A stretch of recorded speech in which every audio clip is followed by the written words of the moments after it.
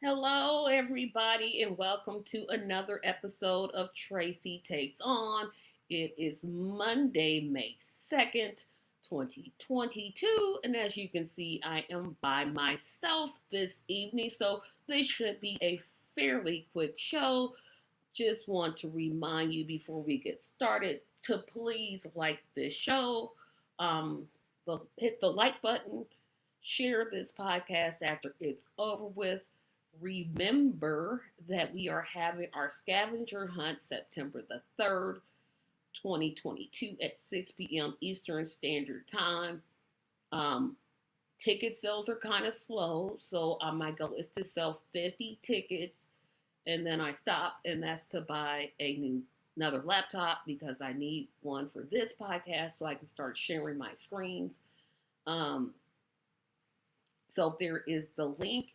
You can also check out my website at tracymediallc.com. That is where you will be getting all the links to my Patreon, the links to the scavenger hunt, and I am still wanting to go to DC for the Medicare for All rally, which is in July 30th, 2022. So you can send your dollars via um, Cash App. There is my Cash App address right there. And so, like I said, this is going to be a very, very short show. I thought I had an interview secured, but you just never know with people's schedules. I don't want to start assuming anything at any time. So I don't see anybody in here just yet. So what I'm wondering is if I can find it. If I can find it. Have you seen the new logo?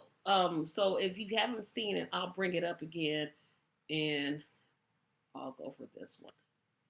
We got ourselves a new logo. Yesterday I did a video about the new direction of this channel and where I'm trying to go with it at.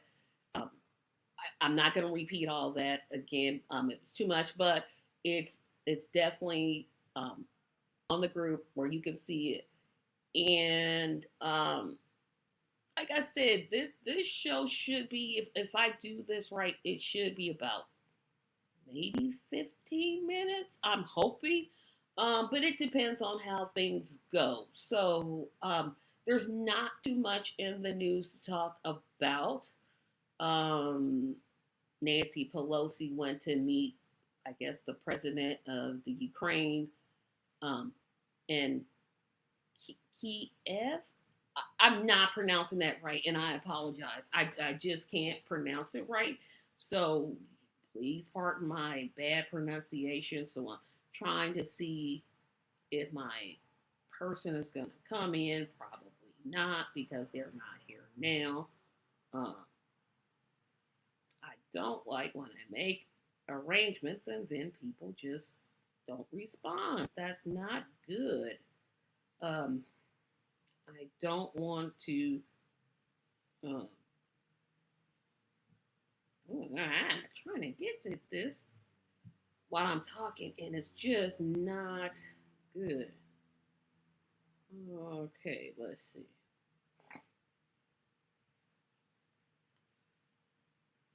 Um,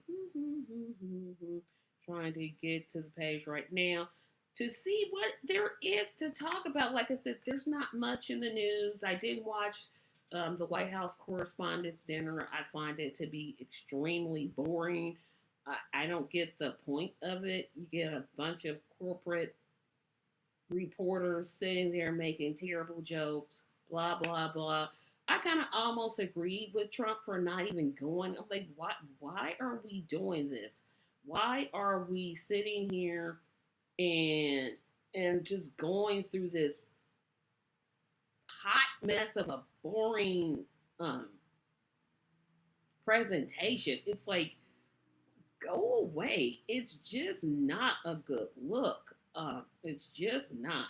And I'm still trying to find this link because Um, and of course, I got my phone up. Sorry about that, guys. I really am more organized than this. I apologize. I'm just trying to get to one link because I want to talk about what a huge day tomorrow is. That's what I want to talk about. Tomorrow is primary day. Tomorrow is definitely primary day. Not sure where everybody else is, but we have a primary here in Indiana, and I forgot to early vote, so I will be getting up at 6:15 to go vote right before work tomorrow. I'm pretty sure I know what I'm going to do. Um, Ohio also has a primary tomorrow, and that's going to be taking place also. And that's what is interesting because Nina Turner is running again. And to be honest, I didn't get super involved in the campaign like I did last time because when she lost, I was extremely crushed. I just was like, it took me literally weeks to get over that. I spent time, you know, texting people, calling. Well, I didn't call anybody, but I emailed people and and posted. And when she lost the way she lost, it was just I just my whole heart was broken. So I was just like, I'm not going to get involved this time, and then hope that that doesn't um, bring out, hopefully that brings out a different result. But yeah, her primary is tomorrow, and like I said, if she loses yet again, I'm I'm just going to be crushed. I really am.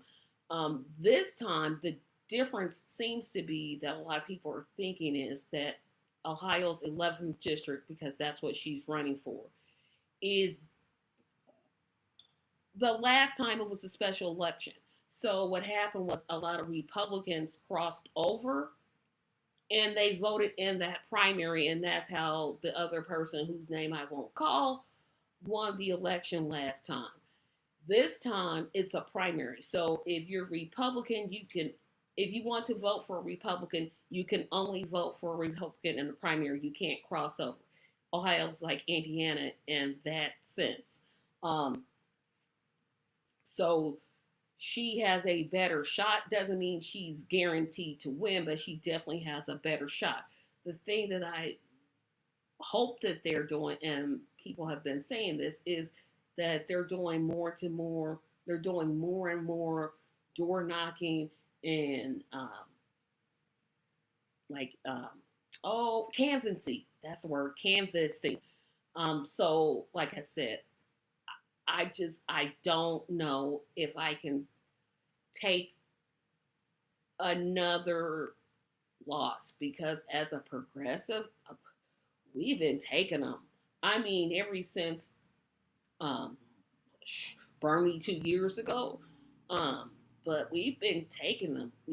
First you had Bernie getting um, did over for the Democratic presidential nominee. Then you had India Walton, who literally won her primary, but because the current mayor couldn't take his loss, in a civil fashion, decided to do a write-in campaign and got Republican support. He wins, and no one seems to draw ire with that or seems to have a problem with it.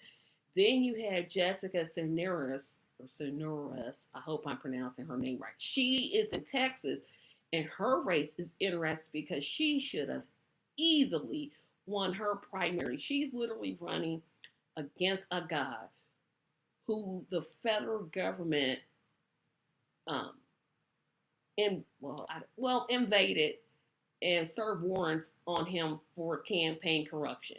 Somehow he gets the endorsement of top Democrats.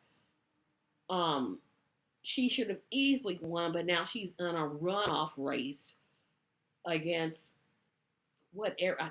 I want to say his name is Gusar, but I know Cisneros is running again. She ran last time. She only lost by little under 4,000 votes. Hopefully, again, she can beat him. But here comes the thing that I wonder, and if you're out there, you can respond to it, and I'd be glad to kind of respond because nobody's here yet for me to talk to. But it's like when you lose, like when the Republicans lose, now they'll start talking about, oh, the race was thrown, um it was um voter fraud or whatever, and they'll go through. They'll just keep saying voter fraud, voter fraud, voter fraud, voter fraud.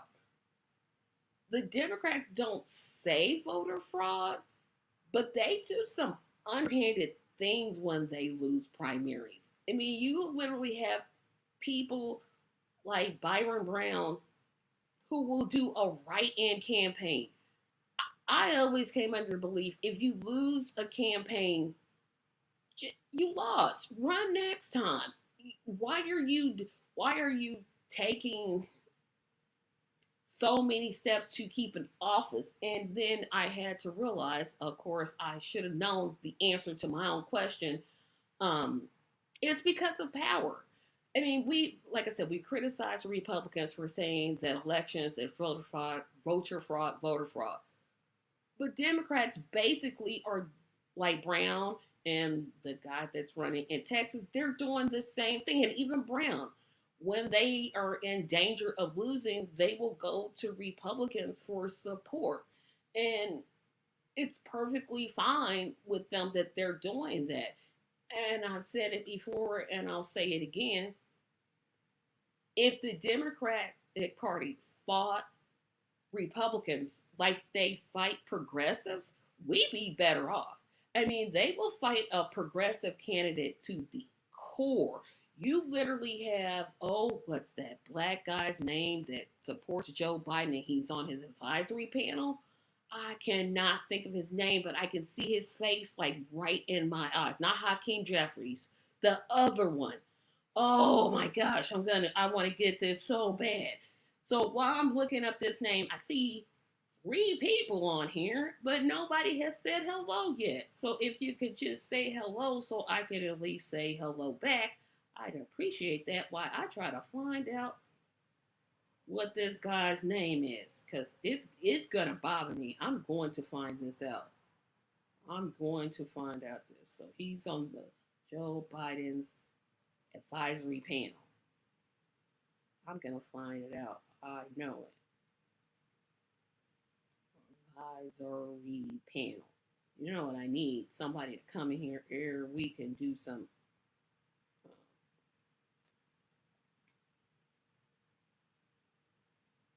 Um, I know he's a congressman. I can literally see his face and I can't call his name and it's just annoying me. Like I can see his face and it's like right there. And it's like I can see it, I can describe it. He has a low haircut. Um, this guy's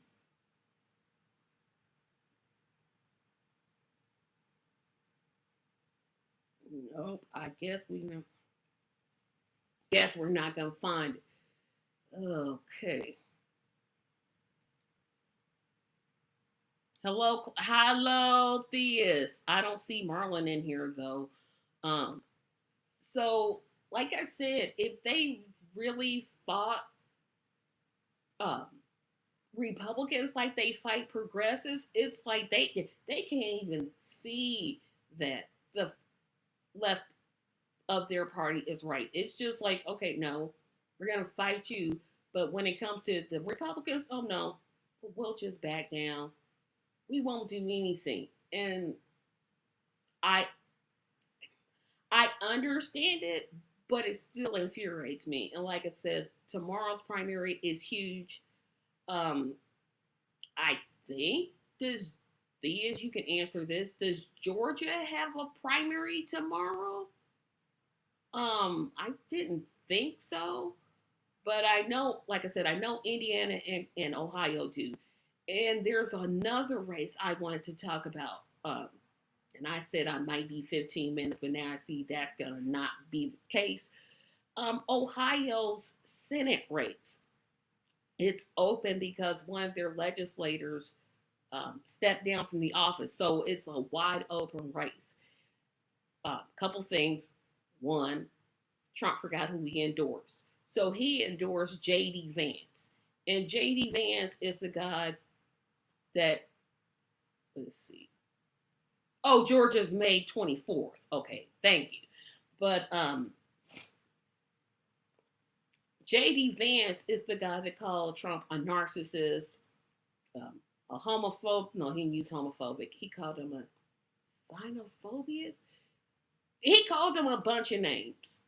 And this guy was so anti-Trump, anti-Trump, anti-Trump. But then he kept looking at his base, decided, it's probably going to be better for me to try to coalesce myself with Trump supporters. So he totally changed his look and his message. And now, of course, when you endorse Trump and you kind of get on board with what he's saying, he's all of a sudden now endorsing him. Wish he might have wanted to remember when he did that rally of his yesterday or the day before. That would have been good. On the Democratic side, Tim Ryan and Morgan, last name, I don't remember her last name. Is her first name Morgan or is her last name Morgan? Oh, we're gonna have to stop this, but I'm gonna get now her name. I'm going to get because I can't remember.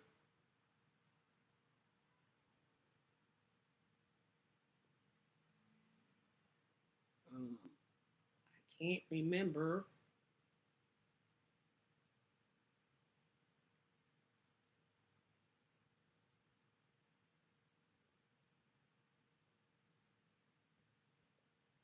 Okay, so I'm going to do it this way because they're not giving me what I want. I'm going to name all the Republicans and then I'm going to name all the Democrats. So, their election is, of course, November the 8th, the day the Democrats lose the House. And on the Republican side, you got Dominique Lacaver, Sean Moscarakis. Nope, that's not it. So we're going to just go with the Democratic. So we got Tim Ryan, who probably is going to win. And we got somebody named Tracy Johnson, who I don't know who that is. And we have Morgan Harper. Now, I've been following Morgan Harper for a long time. And she's a strong progressive. But, oh boy, I don't like to speak defeat on candidates before they have a chance to actually lose the race. If she won, I would be highly, highly, in a good way shocked. I would be literally like, what did you just say? That would be like her getting in as a write-in candidate, literally. Because Tim Ryan, when you say if corporate Democrat was a person, he would be it. He's the embodiment of, well, I'll support this little bill or I'll be one of the sponsors, but then when the bill comes up, now he's all of a sudden against the bill that he co-sponsored called the Medicare for All bill, but I'm not one of those ones to keep it petty. Like I said, I know J.D. Vance and Josh Malin or Mulhern, who's for some reason was shown twice. There was like a black picture, like a black clip art picture, and him again. He was the one that did the commercial in front of the cornfield. That was him. Yeah, that was him. He did the commercial in front of the cornfield. He's running. So it'll be interesting to see. I kind of haven't made up. I'm pretty sure I won't go live tomorrow because, like I said, if Nina loses, I'm just going to be devastated again. I was just distraught. I couldn't even, when she lost last time, it was like, are you kidding me? And then we just took loss after loss after loss. I think we were like, us on the left are on a year, maybe a 2 year losing streak. And I'm just like, okay, we gotta have somebody from the left has to win tomorrow. They have to, because this is just, if they don't, it's gonna be hard to get people to fight, because the corporate Dems and Republicans do exactly what they do. It's barrier after barrier, and getting money from whomever and selling themselves off to the highest bidder, um, to compete, and it's just ridiculous. But then again, if I think about the Andrea Walton race, she actually won her primary and still got defeated because that loser couldn't take losing, so he decided to get Republican support. I guess that's legal, but it do you really want to hold, like, if I were running for office, and I'm not running for office, Thea, so don't jump in here with that. If I were running for office and I lost, okay, I'm angry that I'm lost. I'm upset that I lost. I'm not gonna launch some write-in candidacy or go out and get support from a party that I'm diametrically opposed to just to keep some. I'm gonna take my loss, be like, okay, I'm gonna work with your office. I'm gonna do what I can to help, because that's what public service is about. You're supposed to be there to help the people, not help yourself stay in power and become totally useless, or want to hold on to power and no one else can have it. That's not what public office is for. Um, it's just disgusting. And Brown, she really, oh boy, I want to throw up so bad when I think about the things that she's saying. It's still the whole, oh, Nina called Joe Biden a half a pile of poop. So, as the reports that say he barely doesn't even like Kamala Harris, his vice presidential can't his vice president. Obviously, he knows how to get over mistrust. He just puts them in office. I don't know why Congressional Black Caucus is so concerned about that, but they apparently seem to be. Um, but it's just amazing to me. So just wanted to get those thoughts off my mind. I'm so used to doing interviews that I'm like, now that I don't have one, and the person that I'm supposed to interview never got back to me, which again, if I were them, well, no, I will not be that person. Um, I have to carry the show by myself, and I always feel like I'm on struggle street. So I know Theus is here. Is there somebody else that's here that I don't apparently see? I see two more people here, and we got we got two more people that aren't saying anything. So if you want to drop your name in the comments, that's perfectly fine. Hello, Marlon. Okay, so in these last couple of minutes, I am going to take questions. Again, I was not prepared to be on this show today by myself. I thought for certain I had an interview scheduled, but I don't. So if there's any questions you have for me that you want to ask, just kind of bring them up. If you don't, like I said, I don't think I'm gonna go live tomorrow for the primaries, because I'll either be doing one or two things: crying because Nina Turner didn't win, crying because Morgan Harper didn't win, crying because Jessica Cisneros didn't win. Um, I'll be crying, so I'm pretty sure I won't go. And still feeding my face. I'm pretty sure I won't go live tomorrow. Like I said, I have an early day because I forgot to early vote. and that's going to be my fault because I had all those chances to early vote and I didn't do it and I didn't do it and I didn't do it. So now I gotta go to bed early, get up at 6:15, drive down to well, shower obviously. Um, how do progressives plan to win any offices? See, that's the thing. There's always a plan to win. Um, but the problem is that progressives can run for office, but they're often against corporate. I'm not talking about the Republicans this time. Solely on the Democratic side, a progressive like Nina Turner is up against somebody like Chantel Brown, who has millions, literally millions of dollars coming in. Nina relies on small dollar voters or donors who don't have millions and millions of dollars to give. You know, we can educate people, we can do whatever we, can do, but people ultimately, unfortunately, they just pay attention to what they hear on TV. You can tell people millions of times Nina is not against the people of Israel. But she says all she said was she supported Palestine. So now that makes her against. It's just literally the messaging. You can have the greatest message, but if you don't have money to run a campaign, it's like, why run? It takes money to run. But if you get it from corporations, you're going to be expected to pay for that. And if you get it from small donors, you're not going to stand a chance of winning. So there goes, I'm back to the, well, why run in the first place? So I guess that's not an answer, but that's the only answer I had. You know what, Marlon? You know what? You go to sleep. Go to sleep, Marlon.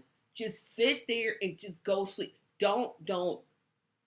No, no, Jimmy Crack Corn. No one cares why he keep doing it. Are you kidding me?